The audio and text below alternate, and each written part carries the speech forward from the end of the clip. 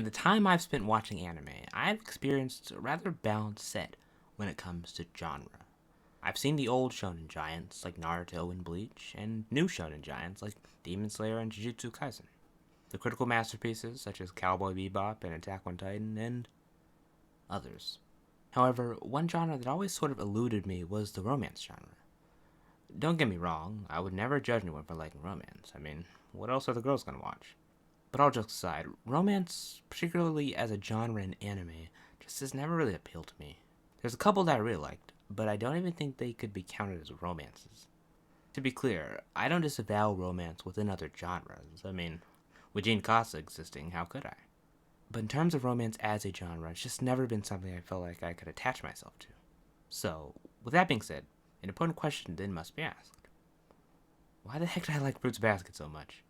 Before I can answer that question, I'm gonna need to give some backstory. Before I got into anime, I'd certainly heard of a couple. I'd seen Goku screaming his head off at 2 a.m. on Cartoon Network, and I'd heard about the one where the guy could kill by writing people's names in his notebook. Based off these experiences, I figured anime as a whole just wasn't for me, But one day, my sister told me she started watching an anime. It was called Fruits Basket, a story about people who, when hugging the opposite sex, turned into animals. Considering the main cast consisted of a girl and 2 boys, each high school age, even my younger self could deduce what was most likely going on in that show. I half-heartedly appeased her excitement over the show and its annoying theme song, and never thought about it again. Fast forward to a few years down the line, and, well, things are different. I got myself into anime, and the one called Fruits Basket came up once again in conversation with my sister. This time, I decided to be extra nice and say that I'd actually watch it. Was I being honest? I don't really know. A little while later, after hearing about some story about Fullmetal Alchemist Brotherhood fans stressing over the MyAnimeList rankings, I decided to check out what was up. What I saw was quite shocking. Fruits Basket was number 1 on the MyAnimeList rankings. Fruits Basket was above Fullmetal and Attack on Titan. This was a moment where I decided to see what the heck was going on in this show. It still took a couple months, but through those months, I consistently eyed it on my anime watch list, always knowing that it was on the horizon. And so finally one night, I decided to just watch the first couple episodes of Fruits Basket, and eventually I would finish the series. So what are my thoughts overall? I could confidently say that Fruits Basket is one of the most well-written stories in its medium. It's extremely focused and concise. It knows what the core of its series is about, and rarely does it deviate from said core. I can only think of 1 or 2 episodes that I thought felt a little pointless or fillery, and even those in the context of the greater story still kind of made sense. So just what exactly is it that makes Fruits Basket as good as it is? I've got a couple reasons. Number 1, concept. When writing a story, everything needs to have a purpose. Whether that be the color of the main character's outfit, or his name, a good writer should think of every element they can add to their story. Yes, I'm sure there's some exception where a great writer just randomly thought of stuff, but please ignore, thank you. However, I feel like this idea is not necessarily always understood as well as it should be, by professionals even. A bad example from an overall good series would be from Tokyo Revengers. Now, I don't have much to say that's negative about Tokyo Revengers, honestly. Granted, I dropped it after 70 chapters, but not due to its poor quality. If I had to think of my most significant criticism, I'd say that I didn't like the idea that the main characters were middle schoolers. In Tokyo Revengers, the main character is an adult that goes back in time and tries to change things. You've seen it before. He reincarnates as his 14-year-old self. But in a story about gang warfare, rape, incarceration, and death even, the choice just felt bizarre. Nothing would have been changed if all of the characters were 6 years older.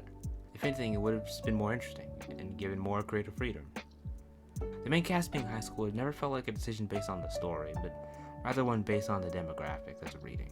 This doesn't negate the good about the series, it's very good, I think, but I just don't think it adds anything.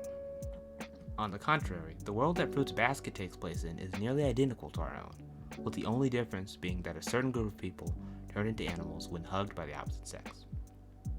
What makes it great is the fact that without its premise, Fruits Basket would turn inside out as a series and wouldn't even be able to function.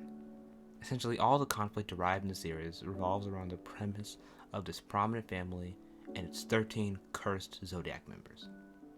What is Toru's goal? Freeing the Somas of their curse. What is Kyo's conflict? A journey of self-acceptance due to his place in the Zodiac. Yuki? becoming his own person beside his placement in the zodiac. Another thing that makes Fruits Basket's use of concept so well is the gravity that it is able to assign to a seemingly silly idea. When reading the premise and starting Fruits Basket, you might expect to see the hijinks that the main cast might be put through, but that is a far cry from what the series is. Rather than being a slapstick comedy, Fruits Basket is a story that explores its characters' struggles with various curses, some obvious, while others not so obvious. The idea that you could never embrace a person of the opposite sex for the rest of your life is something that sounds annoying at first, but after giving it more thought, you'll realize it could be agonizing. To never have the chance at marriage or a serious relationship, never know the embrace of your own mother? These are some of the most normal human experiences that so many of these cursed individuals have been robbed of. 本当に忘れてしまっていいんですか？私の人生最大の後悔は、あの生き物を自分の体から出したことよ。 But as interesting as I think the concept is, I appreciate that the series doesn't simply focus on each Zodiac character backstory and how they're affected. Especially in seasons 2 and 3, Fruits Basket delves more so into these characters' decisions based on their pasts. Kale realizes his feelings for Toru and decides that for her sake, he won't pursue any relationship with her. Ayame reflects on his failure to be there for his brother during his struggles and decides to atone for his mistakes. This directional shift in character writing allows its characters to be more active, and as we know, an active character is always more interesting than a passive one. While the primary focus of Fruits Basket is the cursed members of the Soma family, nothing would work without its main character, Toru Honda. Toru was a character that I thought I wouldn't like at first, but by the end of season 1, she was probably my favorite character. While she's a generally static character throughout the series, I think she's written extremely well. She doesn't go through a ton of drastic change, but rather her character throughout the series simply becomes more and more developed and fleshed out. Toru has a very sad backstory, with her father dying when she was very young and her mother dying only a year before the series starts. But I think what makes Toru so interesting and admirable as a character is her goal of trying to help everyone who needs it. You might think that this kind of character comes off as intrusive or preachy, but what I appreciate about Toru is that she never does. When we learn about Hatori's lost love, Toru never actually learns about it firsthand. Rather, the flashback is shown to be Hatori reflecting on the past. But when the flashback is finished, his depressed mood is lifted not because of a focused attempt from Toru to help someone out, but simply her expressing her perspective on the world. Toru undergoes a flat character arc, which is when a character has a view of the world that throughout the story is tested by the plot. In Naruto Uzumaki's ideology of human understanding and community is tested against a world that emphasizes things like hatred, revenge, and the pursuit of power. In response to this world, instead of giving in when it would be easiest, he demands the world bend to his own will, with his infamous phrase, "Believe it! Believe it! Believe it!" In Attack on Titan, Eren Yeager lives in a world that wants him dead, where his whole life humanity has been trapped like cattle, forced to submit to the forces of the man-eating Titans. Everyone has seemed to more or less accept this reality. However, Eren is different. He believes, no, he knows that freedom is something that he can achieve because it's something that he is entitled to. What is his reasoning?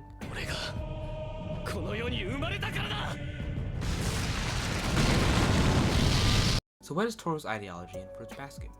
I think her perspective on the world was well portrayed in the episode I referenced just a second ago. In episode 7 of Fruits Basket, we're introduced to Hatori Soma, the Soma family doctor. He is entrusted with not only treating the members of the Soma family, but also removing outsiders' memories if necessary. Hatori once knew love with a woman named Kana. She was the first outsider to find out about Hatori's true form, but she never cast him aside. Instead, she gave him the love he needed, whether he knew it or not. But when the head of the family discovered their romance, she lashed out at them, blinding Hatori and traumatizing Kana.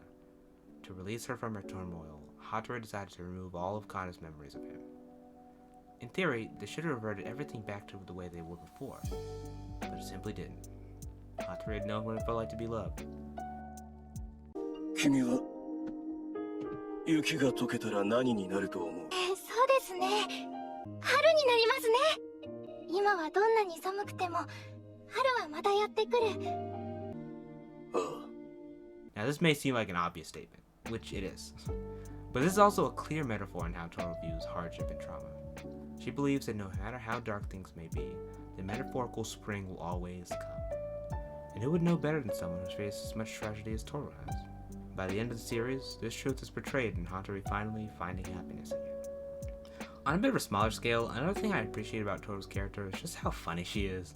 She has a strong point, such as cooking, cleaning, and of course emotional intelligence. When it comes to school, she hasn't anything to bat an eye at. She doesn't know how to swim, and when she finally does, it's so funky. So much just goes right over her head. These are small things, but I think they really add to her character and make her more lovable. Finishing Fruits Basket encouraged me to finally test the waters when it comes to romance anime and manga.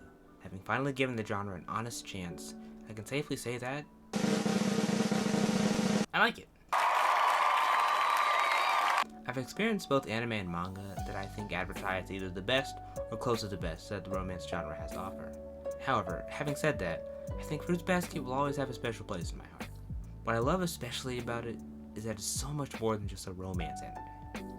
Romance is not a series end goal, but rather the journey to said end goal merely utilizes romance as a means to getting to it, with that end goal being the completion of that character's character arc. No character in Fruits Basket has the exclusive goal of finding romance, but rather their romance is either a means to getting to what they truly desire, or it is a motivating factor for them. Kyo's journey is one of self-acceptance. He takes the easy way out and rationally blames Yuki for his place in life. But by the end of the series, he must learn to confront his reality and accept who he is and what he's done. At the end of the series, he has to believe that he's worthy of being loved by someone he thinks deserves better than him. His journey towards inner peace is concluded with him getting with Toru, the character that has been able to grant him that peace by being able to accept him at his lowest. His romance with Toru is the vehicle that sort of drives him to the peace he's always longed for. Rin Soma is one of the only Zodiac members to be in a romantic relationship with another. When we first meet her, she's already kind of in a relationship, so we aren't burdened with another will they won't they situation. We get her backstory with Hatsuharu, and are able to understand how much he means to her. Thus, after understanding the dynamic of their romance, we are able to understand the context of some of the decisions that were maybe confusing at the time, and the context behind future ones. Rin decides to do whatever it takes to find a way to end their Zodiac curse. Her pursuit results in her being imprisoned, which of course enrages Hatsuharu. At the end of her story arc, he tells her that she doesn't need to fight for him anymore, and that they are able to be happy together. This conclusion is satisfying not just because they get together in the end, but because of how it resolves their shared conflict. The Zodiac curse was the main thing preventing them from finding happiness. This causes the audience to question whether it's possible for them to ever overcome the curse and finally be happy. Their conclusion answered that question in a satisfying and happy manner for the audience. Even in spite of a generation-spanning mythical curse, these two, Hatsuharu and Rin, decide to find their happiness together, defying whatever external forces have prescribed. Be sure to like and subscribe, and comment down below what you thought of Fruits Basket series. As a PSA, I want to say that I have lots of video ideas planned for the future. I'm going to do a lot of videos that differ from my normal anime reviews. I still love doing the series reviews, but I would simply like to branch out with my content.